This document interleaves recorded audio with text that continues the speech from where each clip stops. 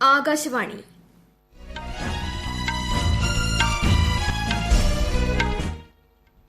നമസ്കാരം. വാർത്തകൾ വായിക്കുന്നത് ലിഖിത വിജയൻ.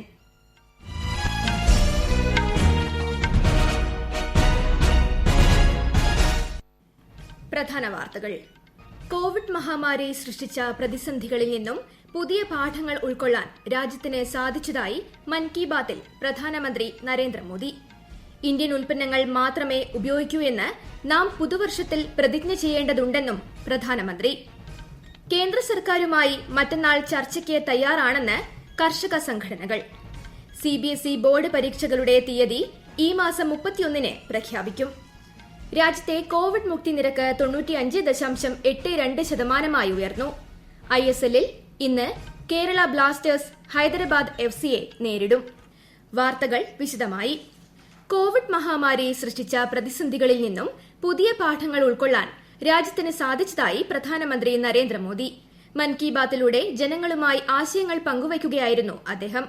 കോവിഡ് പ്രതിസന്ധിയിൽ നിന്നും പാഠങ്ങൾ ഉൾക്കൊണ്ട് രാജ്യം സ്വയം പര്യാപ്തത നേടിയെടുത്തതായും പ്രധാനമന്ത്രി പറഞ്ഞു.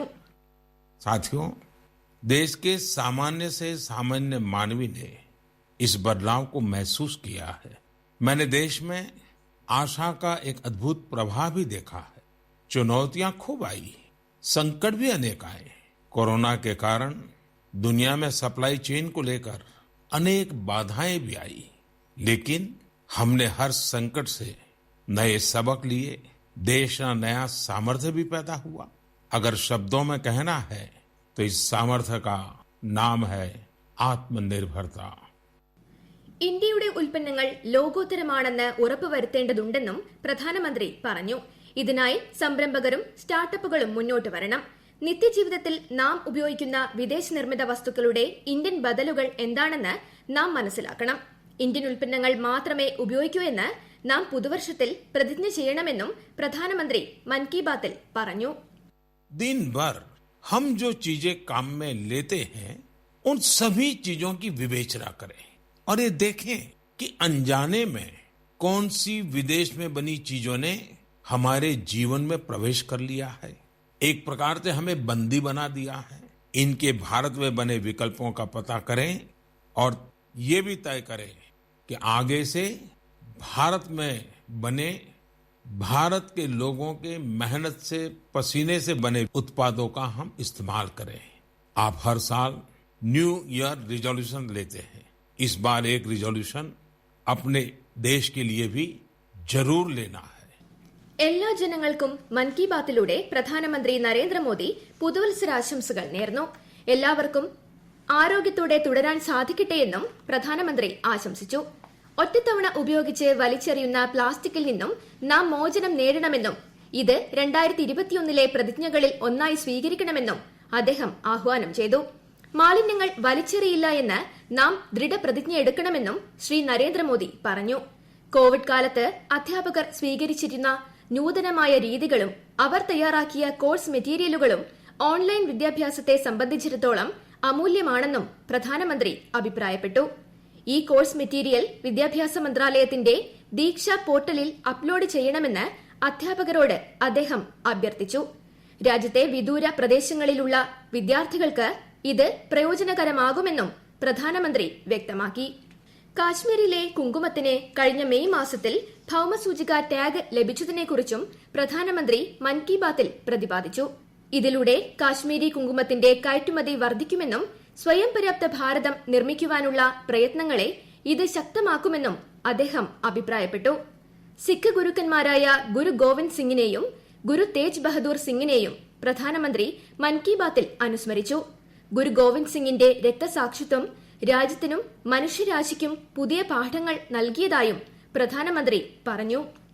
രാജ്യത്തെ ആദ്യ ഡ്രൈവർ രഹിത മെട്രോ ട്രെയിൻ സർവീസിന്റെ ഉദ്ഘാടനം പ്രധാനമന്ത്രി നരേന്ദ്രമോദി നാളെ നിർവഹിക്കും. ഡൽഹി മെട്രോയുടെ മജന്ത ലൈനിലായിരിക്കും ട്രെയിൻ സർവീസ് നടത്തുക. പൂർണ്ണമായും ഓട്ടോമേറ്റഡ് ആയതിനാൽ മാനുഷിക തെറ്റുകൾ ഒഴിവാക്കാൻ ഡ്രൈവർ രഹിത ട്രെയിനുകൾക്ക് സാധിക്കുമെന്നാണ് കണക്കാക്കുന്നത്. ഡൽഹി മെട്രോയുടെ പിങ്ക് ലൈനിലും 2021 പകുതിയോടെ ഡ്രൈവർ രഹിത ട്രെയിൻ സർവീസുകൾ നടപ്പിലാക്കാനാണ് പദ്ധതിയിടുന്നത്. രാജ്യത്തെ 100ാമത്തെ കിസാൻ റെയിൽ പ്രധാനമന്ത്രി നരേന്ദ്രമോദി നാളെ ഫ്ളാഗ് ഓഫ് ചെയ്യും. മഹാരാഷ്ട്രയിലെ സിംഗോളയിൽ നിന്ന് പശ്ചിമബംഗാളിലെ ഷാലിമാറിലേക്കുള്ള കിസാൻ ട്രെയിൻ സർവീസാണ് പ്രധാനമന്ത്രി വീഡിയോ കോൺഫറൻസിംഗിലൂടെ നാളെ ഉദ്ഘാടനം ചെയ്യുന്നത്.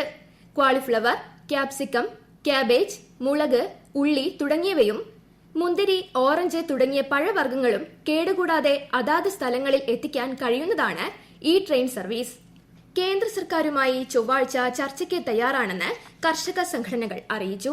പുതിയ കാർഷിക നിയമങ്ങൾക്കെതിരെ പ്രക്ഷോഭം നടത്തുന്ന എല്ലാ യൂണിയനുകളും സംയുക്തമായാണ് ഈ തീരുമാനത്തിൽ എത്തിയതെന്ന് സ്വരാജ് ഇന്ത്യ അധ്യക്ഷൻ യോഗേന്ദ്ര യാദവ് മാധ്യമങ്ങളോട് പറഞ്ഞു. വ്യാഴാഴ്ച കേന്ദ്ര സർക്കാർ കർഷക യൂണിയൻ നേതാക്കളെ ചർച്ചകൾക്കായി ക്ഷണിച്ചിരുന്നു. സിബിഎസ്ഇ ബോർഡ് പരീക്ഷകളുടെ തീയതി ഈ മാസം 31-ന് പ്രഖ്യാപിക്കും. കേന്ദ്ര വിദ്യാഭ്യാസ മന്ത്രി രമേശ് പൊഖ്രിയാൽ നിഷാങ്ക് ട്വിറ്ററിലൂടെയാണ് ഇക്കാര്യം അറിയിച്ചത്. ജമ്മുകശ്മീരിൽ ഏറ്റുമുട്ടലിൽ സുരക്ഷാസേന 2 ഭീകരരെ വധിച്ചു. ഷോപ്പിയാനിലെ കനിഗാം മേഖലയിലാണ് സംഭവം. കൊല്ലപ്പെട്ട ഭീകരവാദികൾ അൽ ബദർ വിഭാഗത്തിൽപ്പെട്ടവരാണെന്ന് ഡിജിപി ദിൽബാഗ് സിംഗ് അറിയിച്ചു. ഈ വാർത്തകൾ ആകാശവാണിയിൽ നിന്ന്. കൊറോണ ആശങ്കയല്ല, ജാഗ്രതയാണ് വേണ്ടത്. കേന്ദ്ര ആരോഗ്യ മന്ത്രാലയം പുറപ്പെടുവിക്കുന്ന നിർദ്ദേശങ്ങൾ. ജനങ്ങൾ കൂട്ടം കൂടുന്നത് ഒഴിവാക്കുക. ഇടയ്ക്കിടെ കൈകൾ സോപ്പും വെള്ളവും ഉപയോഗിച്ചോ സാനിറ്റൈസർ ഉപയോഗിച്ചോ വൃത്തിയാക്കുക. നിർബന്ധമായും മാസ്ക് ധരിക്കുക. പനിയോ ചുമയോ ശ്വാസതടസ്സമോ തുടരുന്ന സാഹചര്യത്തിൽ വൈദ്യസഹായം തേടുക. കൊറോണയെ സംബന്ധിച്ച വിവരങ്ങൾക്ക് ആരോഗ്യ മന്ത്രാലയത്തിന്റെ 1075-ലും ദിശയുടെ 1056-ലും ബന്ധപ്പെടാം. രാജ്യത്തെ കോവിഡ് മുക്തി നിരക്ക് 95.82% ഉയർന്നു. കഴിഞ്ഞ 24 മണിക്കൂറിനിടെ 21,400-ലേറെ പേരാണ് രോഗമുക്തി നേടിയത്. ഇന്നലെ 18,700-ലേറെ പേർക്ക് കൂടി രോഗം സ്ഥിരീകരിച്ചതോടെ രാജ്യത്തെ ആകെ കോവിഡ് ബാധിതരുടെ എണ്ണം 1,01,87,000 കവിഞ്ഞു. ജനിതക മാറ്റം സംഭവിച്ച കൊറോണ വൈറസ് യൂറോപ്പിലെ കൂടുതൽ രാജ്യങ്ങളിലേക്ക് പടരുന്നു. സ്പെയിനിലും ഫ്രാൻസിലും ഈ വൈറസ് ബാധിച്ചവരെ കണ്ടെത്തി. സ്പെയിൻ തലസ്ഥാനമായ മാഡ്രിഡിൽ യുകെയിൽ നിന്നെത്തിയ യാത്രികന്റെ ബന്ധുക്കൾക്ക് പുതിയ വൈറസ് സ്ഥിരീകരിച്ചു. ജർമ്മനി, ഹംഗറി, സ്ലോവാക്യ എന്നിവിടങ്ങളിൽ കോവിഡ് വാക്സിൻ വിതരണം ആരംഭിച്ചു. മറ്റ് യൂറോപ്യൻ യൂണിയൻ രാജ്യങ്ങളിൽ ഇന്നു മുതൽ വാക്സിൻ വിതരണം തുടങ്ങും. എല്ലാ അംഗരാഷ്ട്രങ്ങൾക്കും വാക്സിൻ ലഭ്യമാക്കിയതായി EU അധ്യക്ഷൻ അറിയിച്ചു. ആദ്യഘട്ടത്തിൽ 10,000-ഓളം ഡോസുകളാണ് ഓരോ രാജ്യത്തിനും നൽകിയിട്ടുള്ളത്. യുകെയിൽ റിപ്പോർട്ട് ചെയ്യപ്പെട്ട ജനിതകമാറ്റം സംഭവിച്ച കൊറോണ വൈറസ് ഫ്രാൻസിലും സ്പെയിനിലും റിപ്പോർട്ട് ചെയ്യപ്പെട്ടിരുന്നു. ലോകത്ത് ഇതുവരെ കോവിഡ് സ്ഥിരീകരിക്കപ്പെട്ടവരുടെ എണ്ണം 8 കോടി പിന്നിട്ടു. 5.7 കോടിയോളം പേരാണ് ഇതുവരെ രോഗമുക്തി നേടിയത്. 17.64 ലക്ഷത്തോളം പേർക്ക് വൈറസ് ബാധയെ തുടർന്ന് ജീവൻ നഷ്ടമായി. ISLൽ ഇന്ന് കേരള ബ്ലാസ്റ്റേഴ്സ് ഹൈദരാബാദ് FCയെ നേരിടും. രാത്രി 7:30-നാണ് മത്സരം. 3 പോയിന്റുമായി 9ാം സ്ഥാനത്ത് നിൽക്കുന്ന കേരളം ആദ്യ ജയം മോഹിച്ചാണ് ഇന്ന് ഇറങ്ങുന്നത്. ഹൈദരാബാദ് 7ാം സ്ഥാനത്താണ്. ബോക്സിംഗ് ഡേ ക്രിക്കറ്റ് ടെസ്റ്റിൽ ഇന്ത്യയ്ക്ക് 82 റൺസിന്റെ 1ാം ഇന്നിംഗ്സ് ലീഡ്. 2ാം ദിനം കളി അവസാനിക്കുമ്പോൾ ഇന്ത്യ 5 വിക്കറ്റിന് 277 റൺസ് എന്ന നിലയിലാണ്. ഇന്ത്യയ്ക്കായി അജിങ്ക്യ രഹാനെ സെഞ്ചുറി നേടി. 1ാം ഇന്നിംഗ്സിൽ ആതിഥേയരായ ഓസ്ട്രേലിയയ്ക്ക് 195 റൺസ് മാത്രമാണ് നേടാനായത്. ആദ്യ ടെസ്റ്റ് വിജയിച്ച ആതിഥേയർ പരമ്പരയിൽ 1-0 മുന്നിലാണ്. സ്ത്രീകളെ നിർബന്ധപൂർവ്വം മതം മാറ്റുന്നത് കുറ്റകരമാക്കുന്ന മതസ്വാതന്ത്ര്യ നിയമം 2020-ന് മധ്യപ്രദേശ് അനുമതി നൽകി. പുതിയ നിയമപ്രകാരം ഇത്തരം നിർബന്ധിത മതപരിവർത്തനം 10 വർഷം വരെ തടവും കുറഞ്ഞത് 50,000 രൂപ പിഴയും ലഭിക്കുന്ന കുറ്റമാണ്. വിദേശകാര്യമന്ത്രി S. ജയശങ്കറിന്റെ ദ്വിദിന ഖത്തർ സന്ദർശനത്തിന് ഇന്ന് തുടക്കമായി. ഖത്തർ ഉപപ്രധാനമന്ത്രി അടക്കമുള്ളവരുമായി അദ്ദേഹം ഉഭയകക്ഷി ചർച്ചകൾ നടത്തും. അരുണാചൽ പ്രദേശിലെ തദ്ദേശ സ്ഥാപനങ്ങളിലേക്ക് നടന്ന തെരഞ്ഞെടുപ്പിൽ BJPക്ക് നേട്ടം. പസിഗഡ് നഗരസഭയിലെ 8 സീറ്റുകളിൽ 6ഉം ഇറ്റാനഗറിൽ 20 സീറ്റുകളിൽ 10ഉം BJP നേടി. പ്രധാന വാർത്തകൾ ഒരിക്കൽ കൂടി. കോവിഡ് മഹാമാരി സൃഷ്ടിച്ച പ്രതിസന്ധികളിൽ നിന്നും പുതിയ പാഠങ്ങൾ ഉൾക്കൊള്ളാൻ രാജ്യത്തിന് സാധിച്ചതായി മൻ കി ബാത്തിൽ പ്രധാനമന്ത്രി നരേന്ദ്രമോദി. ഇന്ത്യൻ ഉൽപ്പന്നങ്ങൾ മാത്രമേ ഉപയോഗിക്കൂ എന്ന് നാം പുതുവർഷത്തിൽ പ്രതിജ്ഞ ചെയ്യേണ്ടതുണ്ടെന്നും പ്രധാനമന്ത്രി. കേന്ദ്ര സർക്കാരുമായി മറ്റന്നാൾ ചർച്ചയ്ക്ക് തയ്യാറാണെന്ന് കർഷക സംഘടനകൾ. CBSE ബോർഡ് പരീക്ഷകളുടെ തീയതി ഈ മാസം 31-ന് പ്രഖ്യാപിക്കും. രാജ്യത്തെ കോവിഡ് മുക്തി നിരക്ക് 95.82% ഉയർന്നു. ISLൽ ഇന്ന് കേരള ബ്ലാസ്റ്റേഴ്സ് ഹൈദരാബാദ് FCയെ നേരിടും. വാർത്തകൾ കഴിഞ്ഞു. ആകാശവാണി വാർത്തകളും വാർത്താധിഷ്ഠിത പരിപാടികളും all India radio news Thiruvananthapuram എന്ന യൂട്യൂബ് ചാനലിൽ ലഭ്യമാണ്. കൂടുതൽ വാർത്തകൾക്കായി @all India Radio News Thiruvananthapuram എന്ന ഫേസ്ബുക്ക് പേജും @AR News_TVM എന്ന ട്വിറ്റർ ഹാൻഡിലും സന്ദർശിക്കാം. അടുത്ത വാർത്താ പ്രക്ഷേപണം വൈകിട്ട് 6:30.